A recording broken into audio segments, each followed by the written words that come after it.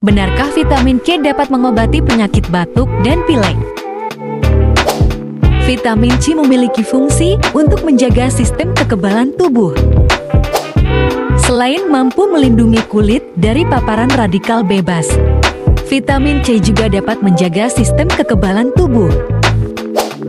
Namun tidak ada bukti bahwa vitamin C dapat menyembuhkan penyakit, apalagi penyakit umum seperti batuk dan pilek.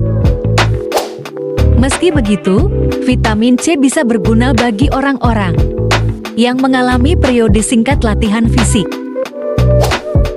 Olahraga yang intens secara signifikan meningkatkan stres oksidatif yang dapat melemahkan penghalang apital dan meningkatkan kemungkinan terkena infeksi. Vitamin C dapat membantu meningkatkan produksi dan proliferasi limfosit B dan T limfosit B membuat antibodi, yakni protein yang mengikat bakteri dan virus.